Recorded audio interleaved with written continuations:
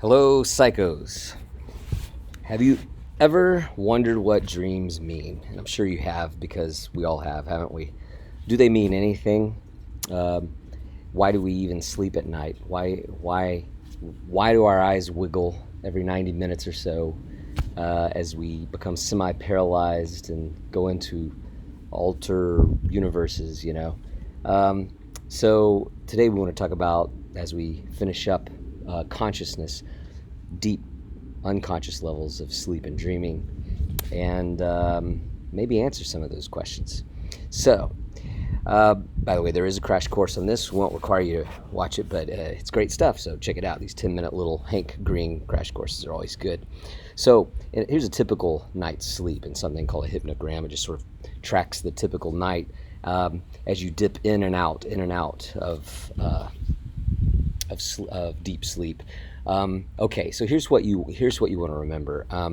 Basically, about a night of sleep is that on average, you go through these 90-minute cycles, another 90 minutes, and another 90 minutes. And maybe if you're lucky, another 90 minutes, depending on how much you're sleeping. And so, in that 90-minute cycle of changes in brainwave activity, you go through parts of that is REM sleep and part of that is non-REM or NREM. So what is REM? Rapid eye movement is what that stands for, because for about 30-ish minutes of the 90-minute cycle, your eyes are wiggling rapidly. It's very weird to watch somebody. It's weird to watch somebody anyway while they're sleeping, but it's a strange thing to see as well, which is their eyes wiggle. During that 30-ish, roughly a third of that 90-minute cycle, while you're in REM, there's several characteristics. Well, one is the rapid eye movement itself. Another is, and this is important, semi-muscle paralysis. If somebody ever wakes you up while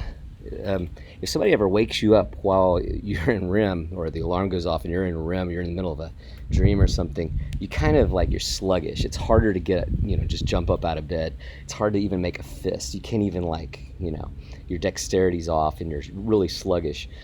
So that semi-muscle paralysis is really pretty important. Also, I hinted at this already, that dreaming, most of your vivid dreaming occurs in REM as opposed to non-REM. So that's important too.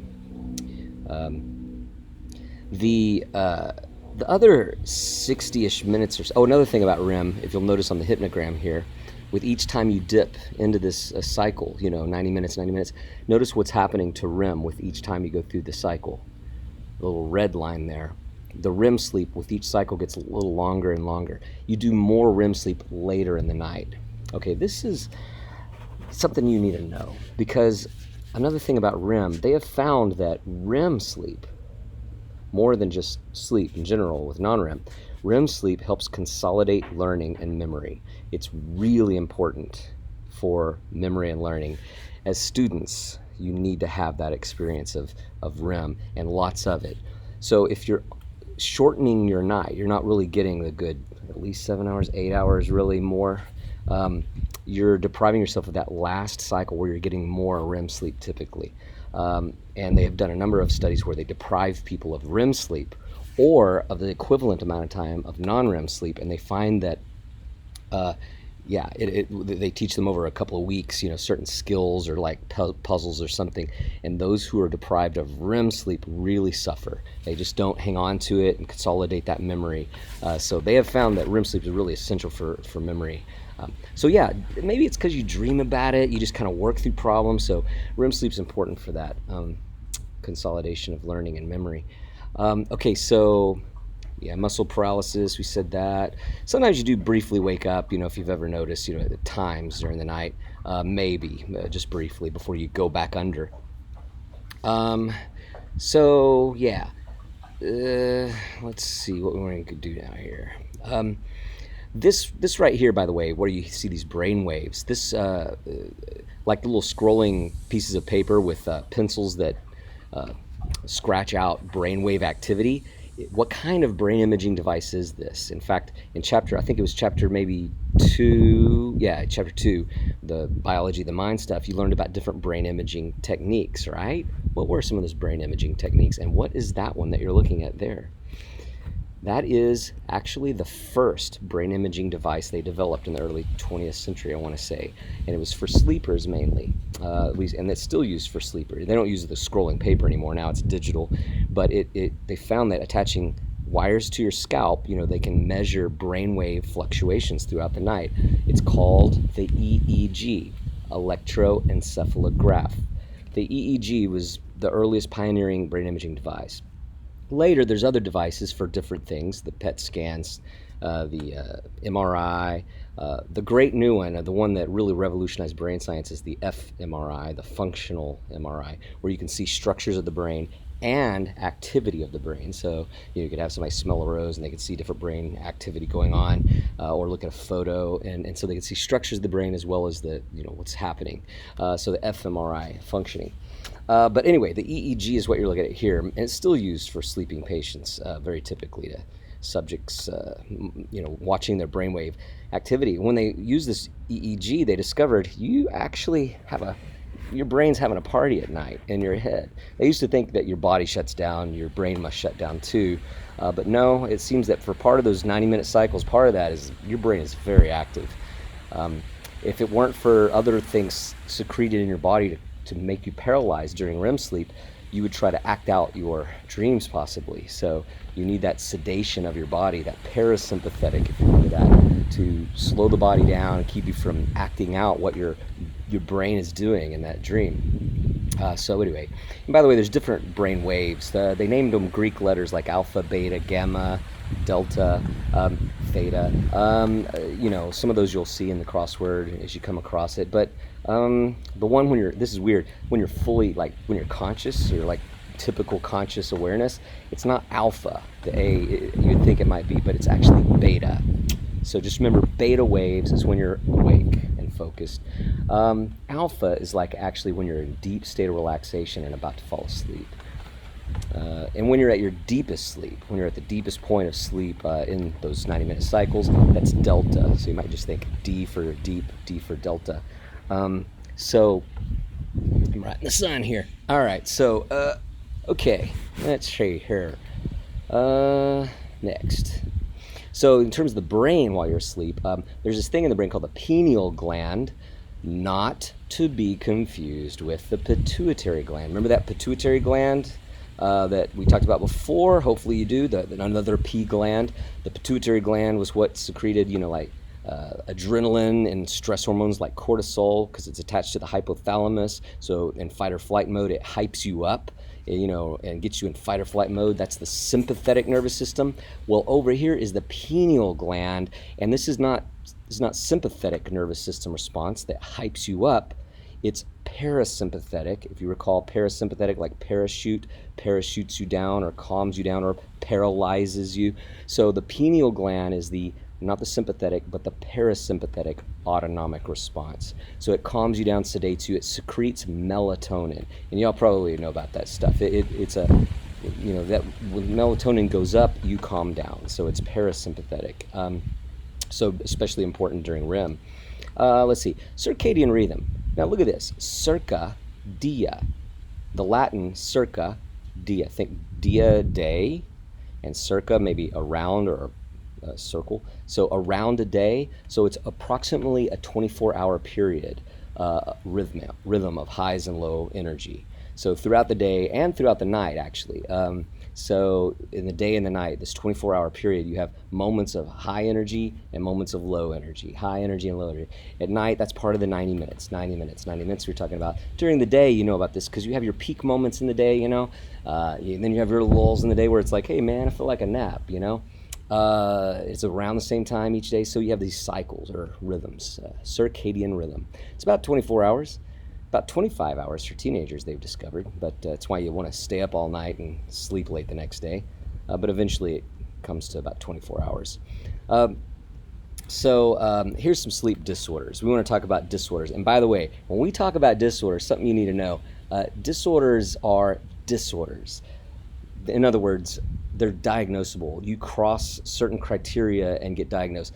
Just because you may have had some insomnia for a few days or something, or a week, maybe 2 weeks even, may not mean you have a disorder. And we'll get to this later with mental illness too. I mean, maybe it needs to really, your life is a living hell when you have one of these, and there's certain criteria for diagnosis. So just keep that in mind before you start self-diagnosing. So somnambulism literally means moving in your sleep. So it's sleepwalking is the main thing there. So sleepwalking, sleep moving. And why would that be a disorder? Well, if it crosses the criteria, it's repeated, it creates problems for your life, and you're quite dysfunctional in some way, and it could be dangerous too if you're walking out in the street or off balconies or something. Yeah, that's not good. Insomnia, the inability to sleep, again, it's prolonged. It's you can't work, you can't function the day, you can't hold a job. It's creating all kinds of problems like that. And you probably know treating it with sleep aids is dangerous because are not a good idea all the time. There's other means. You need to find other ways to get over that. And part of the reason is they're highly addictive. Now melatonin is a safer one, and not as addictive. But insomnia often it's just kind of natural things: diet and exercise, staying on a routine of diet and exercise, and that can sometimes help. Getting some sunshine during the day. It's natural for our bodies to need that and want that and give it that. Sleep apnea, out of these that are listed here, is probably the one that appears in the AP exam more than the others. Apnea means you stop breathing. So there's moments in the night where you wake up gasping for air, or you almost wake up and you're just not breathing well. And so sometimes people have to have a breathing apparatus, a CPAP machine, I think they call it, that helps them breathe. So sleep apnea, you're just not getting a good night's sleep because you're gasping for air and not breathing well. So nightmares and night terrors. It's important to know the difference between these two. Nightmares are intense, horrible, horrific, vivid dreams. Again, it's a disorder, so in this case, this is not just a few every once in a while. This goes on, and your life's a living hell because of it. Whereas night terrors, what's funny about night terrors is it's basically panic attacks while you're sleeping. But when you wake up, you have no recollection of any dream associated with it. But your heart's racing maybe. But you might even be sitting up in bed. You might even be standing on your bed, screaming at the top of your lungs. And your parents come in and are like, "Why are you screaming?" I don't know. When you wake up, you're just like, "Why am I here? I have no idea." So basically kind of panic attacks in the middle of the night, but not associated with a vivid dream. Okay, now I said some things there to hint at another difference between the two. If you're standing on your bed and screaming at the top of your lungs, and now your eyes are wide open, your parents come in, and this is a night terror. Are you in REM, part of that 90-minute cycle, or are you more in the non-REM stage of it? And the answer, you would be in non-REM because there's no muscle paralysis if you're moving around like that and you're standing up on the bed. Nightmares are more of REM disorders. You have vivid dreams that you actually recall when you wake up, whereas night terror is not so much. So that muscle paralysis is part of that nightmares maybe. You might wake up from a nightmare, but you're still kind of in REM. So night terrors are more of a non-REM problem. Narcolepsy is one you may have heard of. It's actually the most dangerous of these because if you're driving a car or walking downstairs, narcolepsy is where you fall asleep during waking hours, randomly and suddenly. So walking downstairs and it's like, and then boom, the light's out and you are falling down the stairs or driving into traffic. And so that's not a good thing. So narcolepsy is not just like suddenly like feeling sleepy. It can hit you pretty quickly. To illustrate this, and this link probably won't work here, so just go to YouTube and type in Rusty the narcoleptic dog. It's a 1-minute clip. It's hilarious, but you'll see that even other mammals, even dogs can have narcolepsy.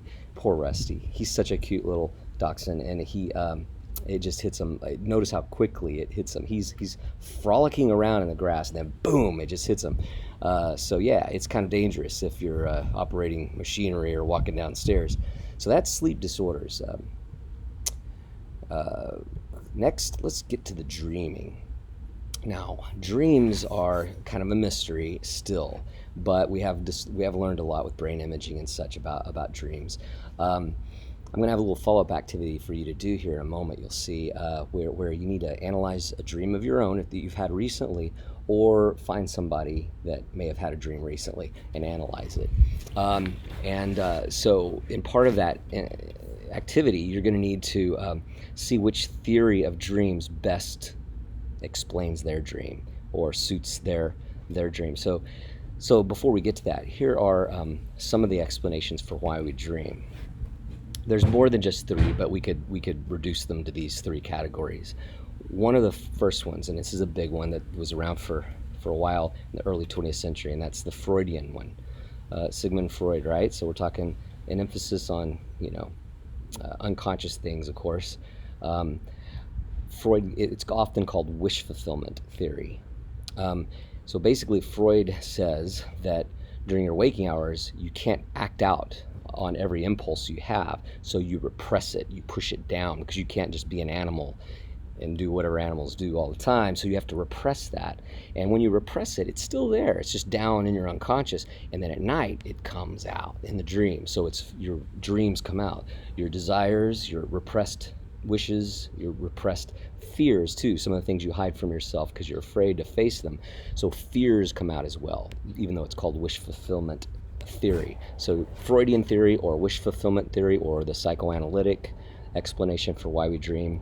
And according to Freud, that's what he did. He analyzed dreams people would have. They would lay on the couch and he would analyze those dreams and look for symbols, because he believed the symbols, the dreams are basically bubbles coming up to the surface from the deep. And you don't know what's in the deep because it's unconscious, but the bubbles may suggest what is down there. So these weird images and stuff that you have are symbolic of something deeper in your life in some way. So he believed there was deep symbolic meaning to dreams, and so he would spend hours and hours, week after week, with patients, analyzing these bubbles from the deep, analyzing their dreams, and had, after many patients, started to establish kind of patterns, like, oh, people who dream that tend to think this, or tend to be this way or that way, or that when they dream of dogs, it tends to mean that, or whatever. Now, you have to take that with a grain of salt, because what dreams may mean is maybe different for different people. It may be more relative. But some people think that it's universal to some extent. Like, if you dream of spiders on your face, it has universal meaning for everybody who dreams of spiders on their face or whatever. It's questionable whether that's the case. Although some things may be.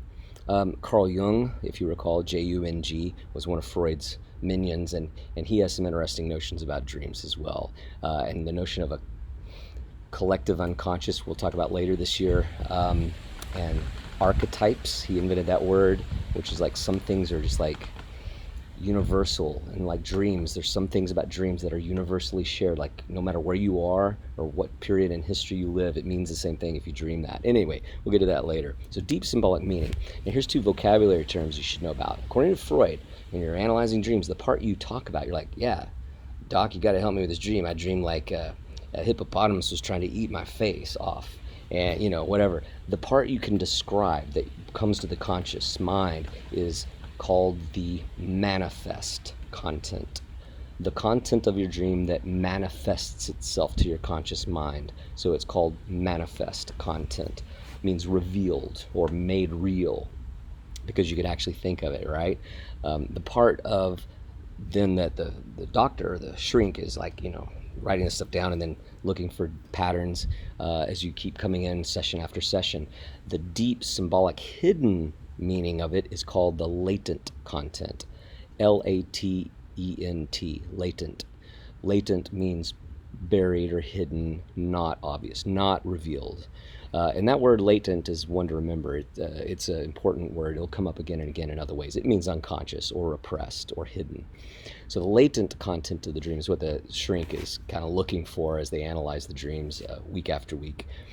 Now, again, there's some skepticism about Freud and wish fulfillment theory on explaining dreams, but he built a whole career on this stuff. So, and there are some people who still do this as a general practice. They analyze dreams, and so They probably don't want to hear the news, which is that some of this is questionable. Some more recent theories, I guess we can get to. Brain science has its own answer. The brain explanation for why we dream is called, mainly the main one you want to know, is activation synthesis theory. The activation synthesis model of dreaming. They basically say it's kind of boring. I would much rather think our dreams have some deep symbolic meaning and you want to look for that. It's fun to do. But according to activation synthesis explanations from more biological point of view, they don't mean anything. They're just random pulses in the brain. And this is why. There's a certain part of your brain stem, and let's see if you can remember this from chapter 2. What part of the brain stem is it that is responsible for REM sleep? Do you remember from our lecture on zombie brains? That part of the brain stem is called the pons. It's in your brain stem, deeper down, P-O-N-S, the pons. The pons, every 90 minutes or so, starts to spaz, just as like a reflex, like a muscle spasm. Every 90 minutes it starts to spaz, and those waves come up into the cerebral cortex, the higher thinking part of the brain. And when it receives those signals up higher up, your higher brain's like, wait, what is this? Like, the body's paralyzed and not moving, so what is this? And so your brain makes up images. It synthesizes dream imagery. So activation synthesis. The pons activates every 90 minutes. The cerebral cortex synthesizes activity illusions in your head. So the activation synthesis model, and they're just random things that don't really mean anything. Not very fun, but there's actually some fMRI kind of evidence of this stuff going on, so there's something to it, whether it means anything symbolically or not. A third theory, though, and one that I really like, I think there's a lot of validity to this, that kind of fits between these two, is the cognitive explanation. It's sometimes called problem-solving theory, or just cognitive theory. Remember what cognitive means? It doesn't mean brain. It means thinking or, thinking process, information processing. So the cognitive explanation or the problem-solving theory of why we dream is that you're working through problems at night. It's kind of adaptive for humans to, while asleep and in this paralyzed state, to work through issues from the previous day. And they're weird, and sometimes they don't really make sense, but still you're working through emotions, even though what's happening may not totally happen in reality, but you're working through emotional issues, dealing with fear, frustration. Maybe you've had some frustration because of technology and things that you're dealing with in this, apocalyptic moment we live in these days. So you have frustrations or whatever, and it comes out as the kind of dream where you're trying to run away from something, and your feet are sinking into the ground, and you can't seem to go anywhere. With every step, you seem to slip farther back, and so it's a frustration thing. So how does that make you feel when you dream that? Frustrated. So that kind of silly question is important here. So the point is, problem solving, consolidating memories, working through issues, dealing with emotions, problem solving at night while you're asleep. And that's part of the important function of REM and the cognitive explanation for why we dream. It's adaptive for us to do that. It helps us deal with our issues at night. So yeah, that's it for sleep and dreaming. And I have a little activity. I'll post this for you to see on a different slide, but basically we'll have you analyze your own or a friend's dream, which if you're like me and you don't dream very often, or you don't remember your dreams very often, you might want to find somebody who you can analyze their dream and just kind of go through it and answer these 4 questions. And some of this I've already kind of mentioned. One of the most important things when you're analyzing a dream is this one right here, 3A. How did that make them feel? I mean, again, that seems cliche to say, but the mood of the dream, whether it's frustration, is it confidence, is it fear, is it whatever, the emotion, because sometimes the stuff happening in the dream is silly. It just doesn't make sense. But the emotion may be something you can connect with. Well, what's going on in the previous day or two or the previous week of their life that may actually have stimulated that emotion that came out in a strange dream. You can go to dreammoods.com and look up anything, like if they had spiders on their face. Well, what does that mean? If anything. It's kind of fun to do, but like I said, take it with a grain of salt. I don't know why these are different colors. Just ignore that. Anyway, the dream theories, I just sort of laid them out for you. If you want to look deeper into that, go to verywell.com and you'll find the three theories explained more deeply, or your book will help you there as well. Also, 5 is indented here for some reason. So, yeah. Dreammoods.com will help you with that one as well. So that is it for today. And think about, I always like to ask this, what did you learn?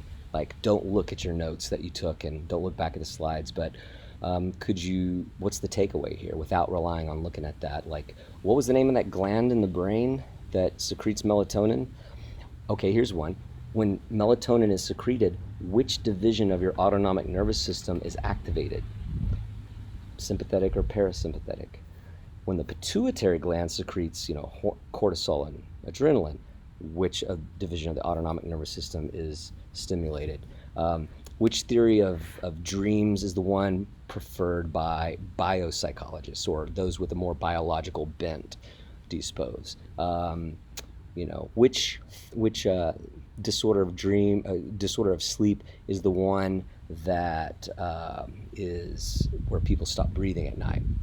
And then another thing to think is, how does this stuff relate? I mean, how can you use this in life? I think there's some real lessons here that you can use in your personal life, even if you're not going into psychology. One of the best things is sleep habits, good sleep discipline, especially as a student, is really important for learning and memory, but for anybody, not just students. And I could add this to before we close, there's a really interesting research that said students who are more successful, they discovered, had less to do with some of the things you'd think, like what their SAT score was before getting to college. These were college freshmen they were looking at. Had less to do with like their GPA back in high school, had less to do with like all these other factors. They found the number one factor that was correlated with success of college freshmen was sleep discipline in this particular study. That probably means they're self-disciplined in other ways too. So there's a life lesson for you. Train yourself to go to sleep. Make yourself go to sleep at a specific time each night if you can, and wake up at a certain time. Get a full night's sleep when you can. There's definitely some value there. All right, signing off. See you guys later.